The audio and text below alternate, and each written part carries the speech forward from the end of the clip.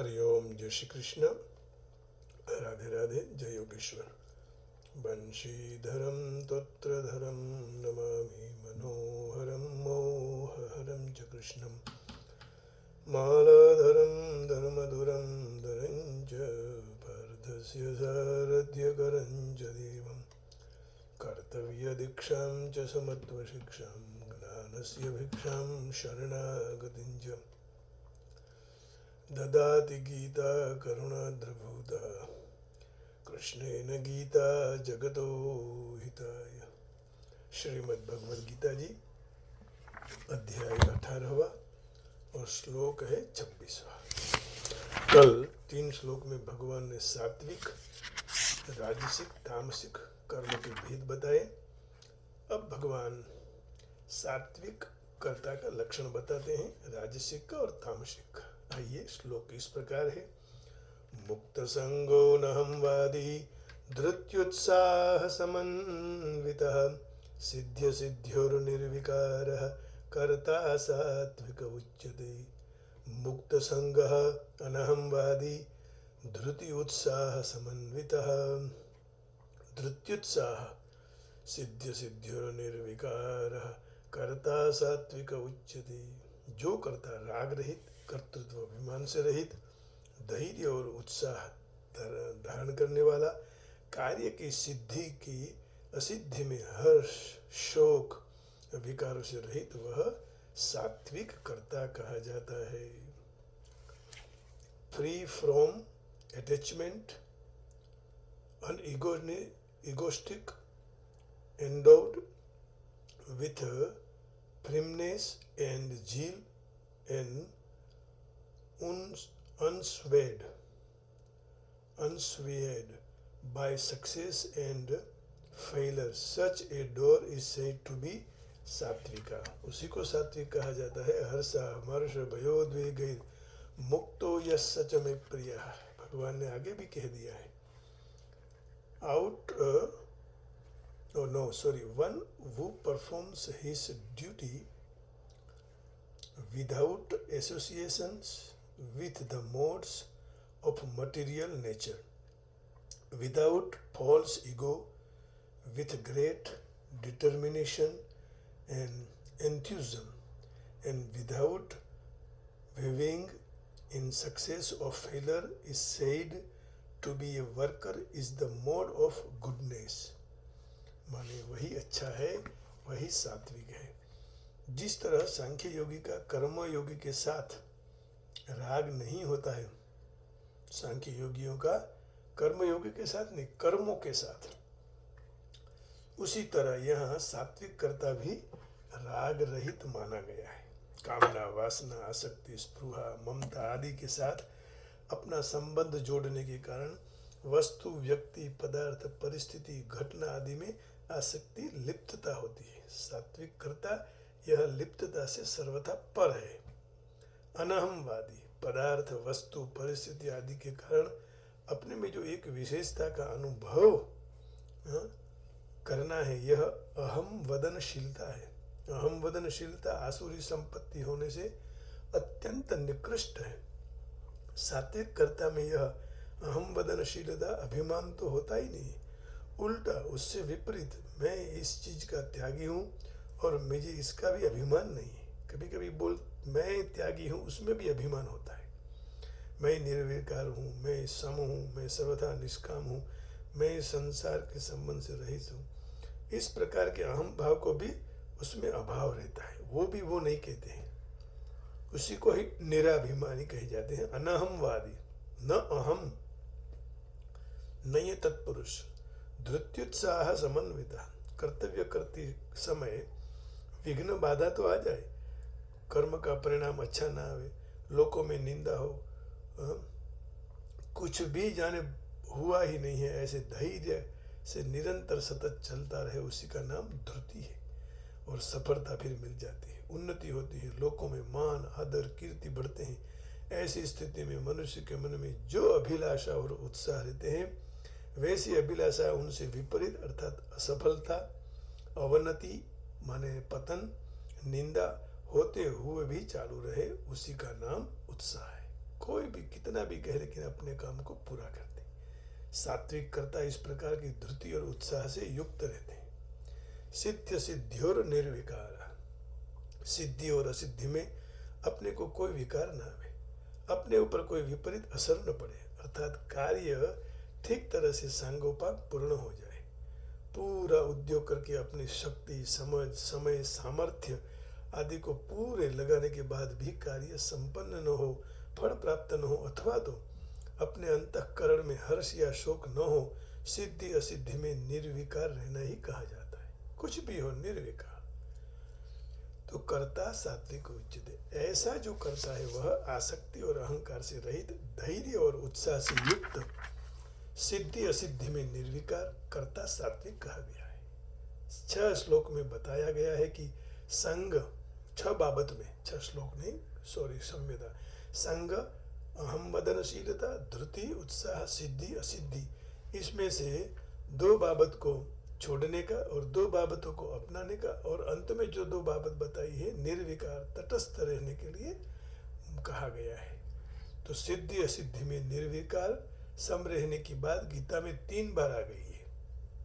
जैसे दूसरे अध्याय के 48वें श्लोक में, सिद्ध सिद्धियो समो भूत्वा, दूसरे अध्याय का 48वां श्लोक 48, योगस्थः कुरु कर्माणि संगम त्यक्त्वा धनंजय, सिद्ध सिद्धियो समो भूत्वा समत्वम योग उच्यते। हे धनंजय, तो आसक्ति छोड़कर सिद्धि और असिद्धि में समबुद्धि रखकर योग में स्थित होकर कर्तव्य कर्म कर, क्योंकि समत्व ही योग कहा गया है।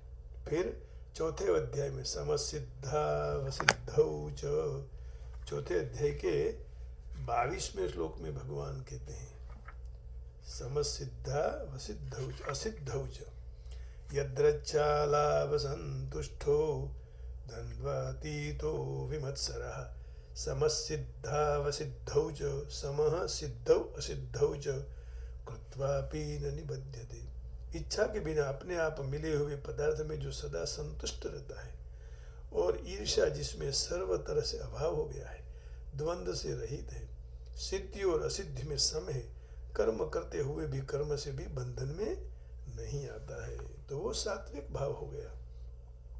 तो सिद्ध सिद्धि और निर्विकार का तात्पर्य यही हुआ कि सिद्धि असिद्धि में अपने वश की बात नहीं है, परंतु उसमें निर्विकार रहना अपने हाथ की बात है।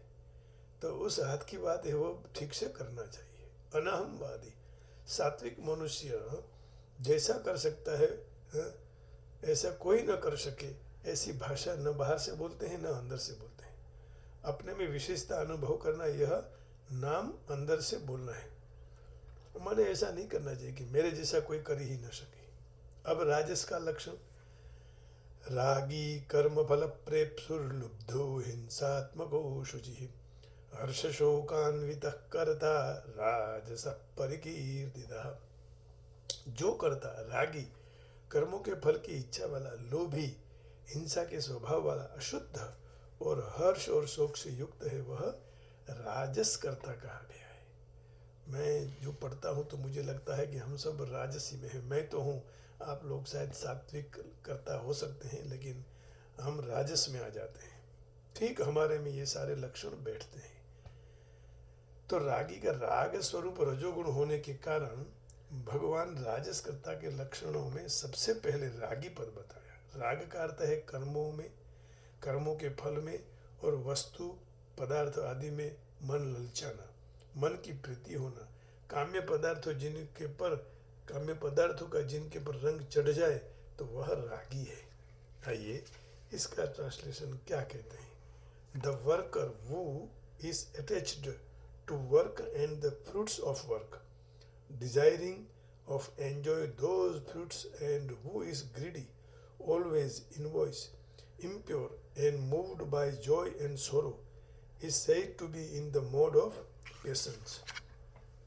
माने ऐसे राजस हर्ष शोक युक्त है, काम हुआ तो राजी, नहीं तो फिर कराजी।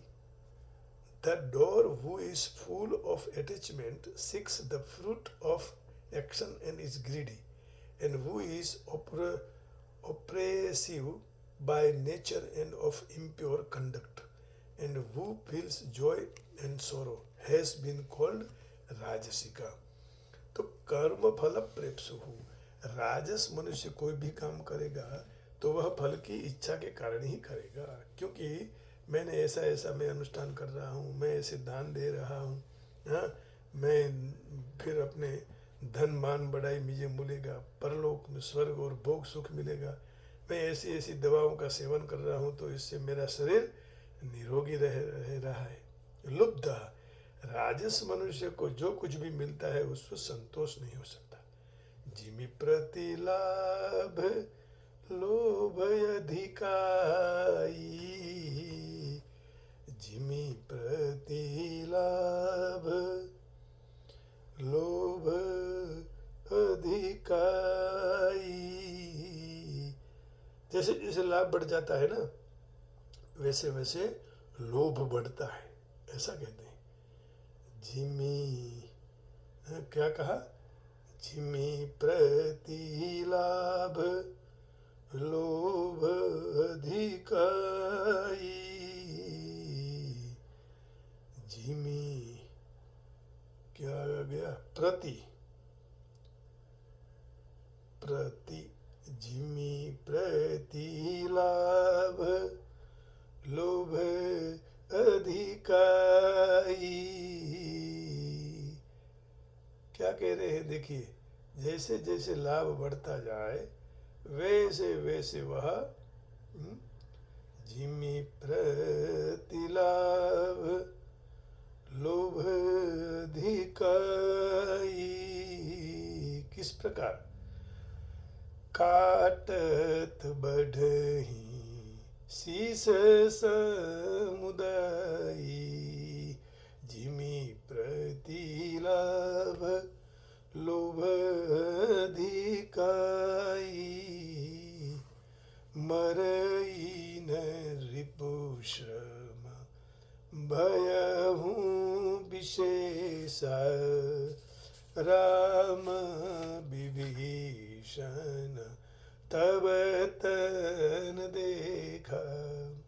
भगवान जब युद्ध कर रहे थे तो काटते ही सिर उसके रावण के बढ़ जाते थे। जैसे प्रत्येक लाभ पर लोभ बढ़ता है, शत्रु मरता नहीं। बहुत परिश्रम हुआ, तब श्री रामचंद्र जी ने विभीषण की ओर देखा और विभीषण ने कहा कि प्रभु उसको नाभि में मारो।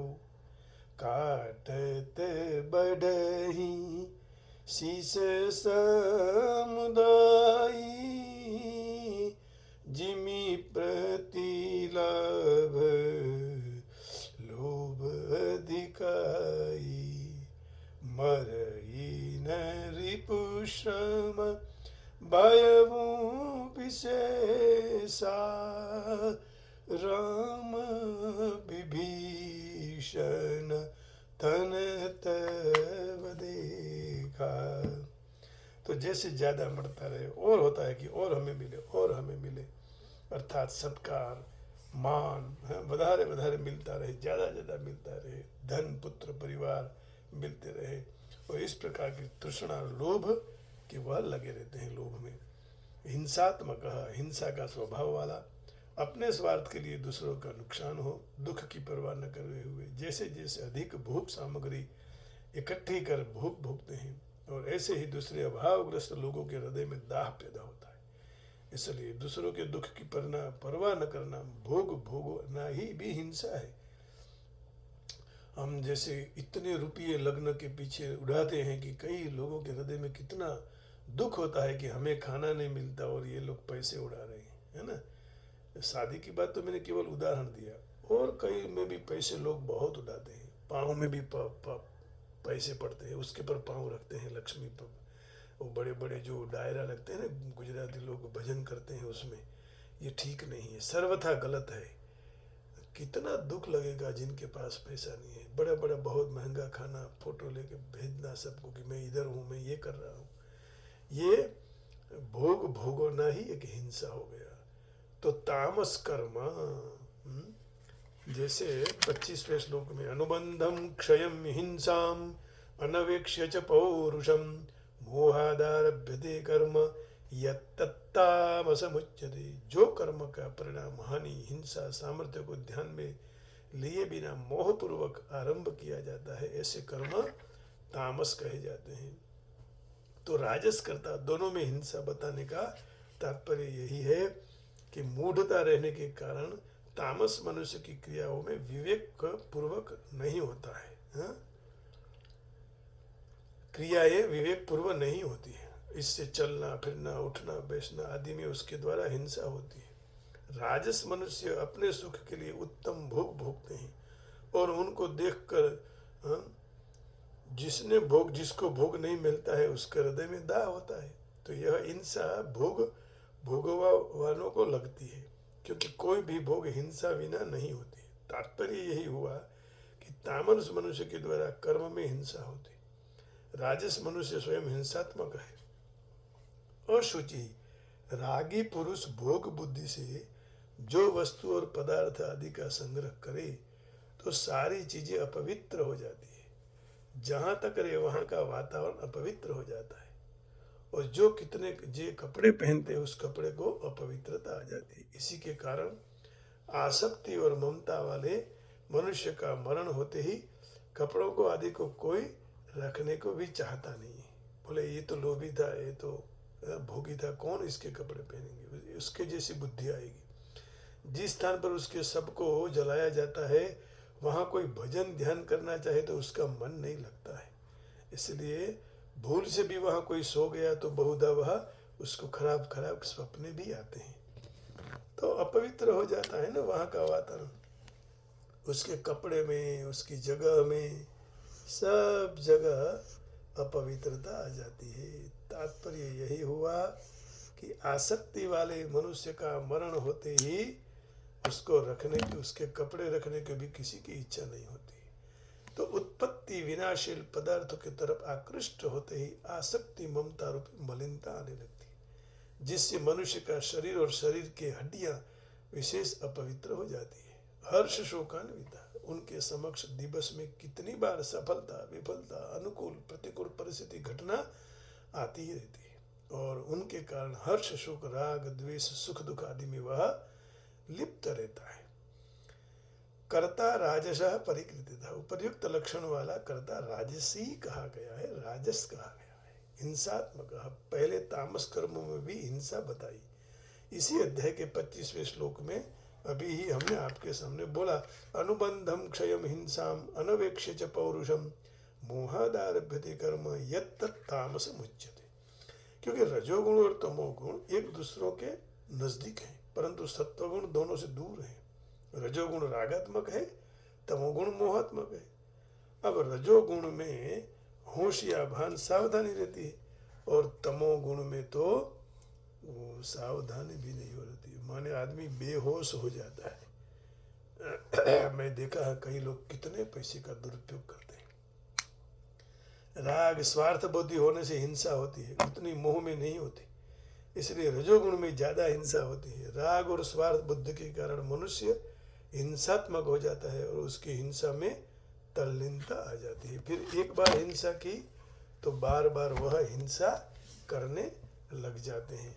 तो 27वां श्लोक का भी हमने यहाँ अर्थ देखा इंग्लिश में। अब प्रभुपाद जी क्या कह रहे हैं वो थोड़ा संक्षिप्त में हम जान लेंगे 2 श्लोकों का। मुक्त संगो नहम वादी धृत्युत्साह समन्वितः सिद्ध सिद्ध्योर निर्विकारः कर्ता सात्विक उच्यते। कृष्ण परायण मनुष्य के द्वारा भौतिक प्रकृति के गुणों से पर रहते हैं, माने जो कृष्ण परायण रहते हैं भक्त वो भौतिक प्रकृति के गुणों से पर रहते हैं। अपने को शरण में आने के कार्यों के परिणाम की कोई आकांक्षा नहीं रखते हैं, क्योंकि वह मिथ्या अहम भाव घमंड से पर है। फिर भी कार्य पूर्ण हो तो वह उत्साह से भरपूर होते हैं और उनके हाथ में लिए हुए कामना कष्ट आदि की विशेष चिंता नहीं रहती, सदा उत्साही रहते हैं। सफलता और निष्फलता की परवाह नहीं करते, सुख और दुख दोनों में समान रहते हैं। ऐसा मनुष्य सात्विक है। और राजसक कौन है? तो मनुष्य कोई भी कार्य में फल के लिए अत्यंत आसक्त रहता है। भौतिक पदार्थ, बारंबार परिवार, पत्नी, संतान प्रति अतिशय आसक्ति रखती। मनुष्य के जीवन में उच्चतर प्रगति करने के लिए इच्छा नहीं होती, तो जगत को शक्य हो जितना सुख और सगवड़ बनाने में व्यस्त रहता है। सामान्यतः बहुत लोभी होते हैं। वो ऐसा मानते हैं कि ये सब उपार्जित किया हुआ धन कायमी रहेगा, कभी नष्ट नहीं होगा, लेकिन ये गलत है, एक बार तो नष्ट होने वाला है। तो ऐसा मनुष्य दूसरे लोगों की ईर्ष्या करता है, इंद्रिय तृप्ति के लिए कितना भी गलत काम भी कर लेता है। ऐसे मनुष्य अपवित्र होते हैं और उनकी की हुई कमानी भी अन्यथा पोते कमानी शुद्ध छे कि अशुद्ध, अच्छा वो कमानी शुद्ध या अशुद्ध इसकी परवाह भी नहीं करते हैं। अपना काम सफल हो खुश हो जाते हैं और असफल होने से दुखी होते हैं। ऐसे व्यक्ति रजोगुणी कर्ता कहा जाता है। आइए अब भगवान का थोड़ा भजन करेंगे। प्रभु आपके सिवाय और कोई हमारा रास्ता नहीं है। शुद्ध होना है तो भी भगवान के पास, अशुद्धता को निकालना है तो भगवान से प्रार्थना करनी पड़ेगी कि प्रभु आप हमें शुद्ध कीजिए। तो हमारे हृदय में भगवान आएंगे तो ये भाव आ जाएगा, है ना?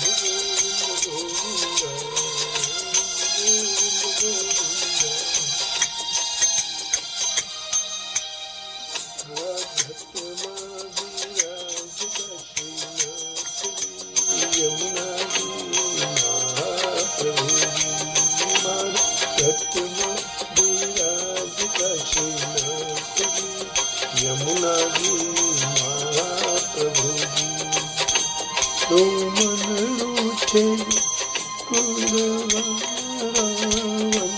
मारो, मन रूठे गोकुलवन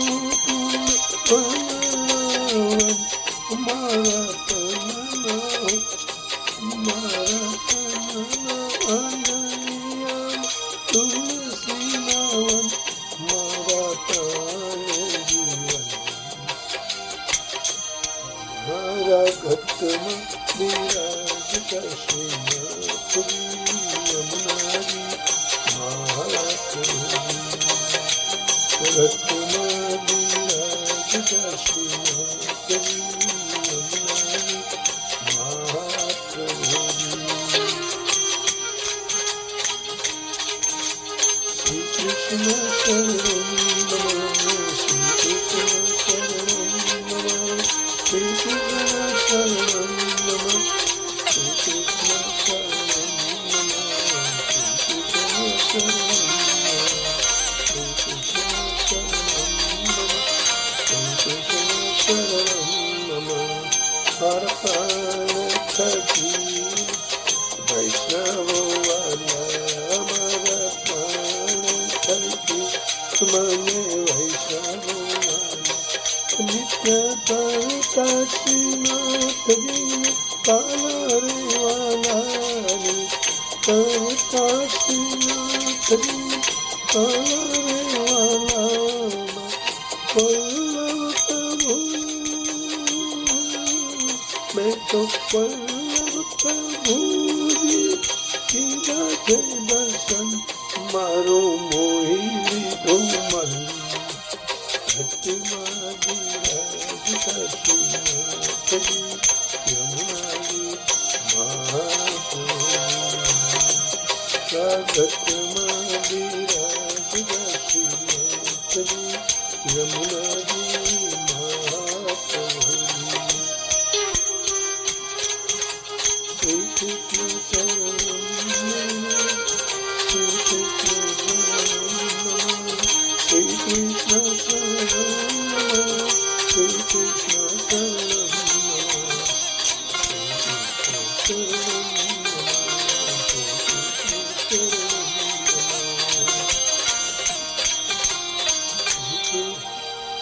तो नित्य विठ्ठलनी सेवा रे करू, तो नित्य विठ्ठलनी सेवा रे करू, हूँ तो आठे समा तेरी जाती रे करूँ, आठे समा तेरी जाती रे करूँ, मैं तो चितरू, मैं तो चितरू श्रीनाथ जी ने चरण धर्यो, जीवन सफल करूँ मारा तुम विराज श्रीनाथ जी, यमुना जी महाप्रभु जी, मारा घटना विराज श्रीनाथ जी, यमुना जी महाप्रभु जी,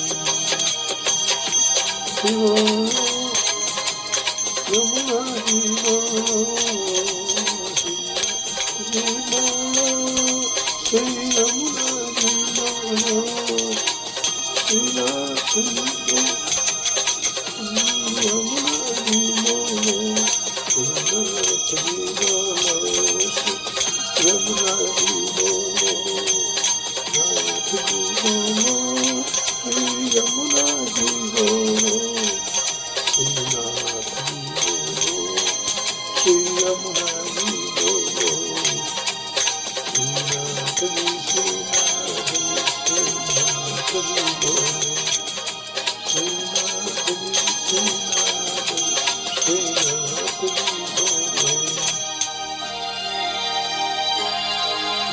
श्रीनाथ जी यमुना जी महाप्रभु जी, मारा घट में बिराजता श्रीनाथ जी, यमुना जी महाप्रभु जी, हे मारा घट में बिराजता श्रीनाथ जी, यमुना जी,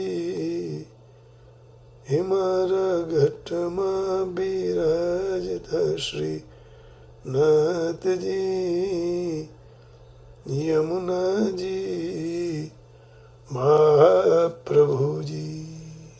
आप सबके हृदय में बैठे हुए श्रीनाथ जी महाप्रभु जी वल्लभाधीश को प्रणाम करके वाणी को विराम देता हूँ। जय श्री कृष्ण, हरिओम, राधे राधे, जय योगेश्वर, ओम नमो नारायण, जय गिरनारी, जय श्री राम, जय राम जी की, ओम नमः शिवाय, जय गिरनारी, राधे राधे राधे, बरसाने वाले की जय।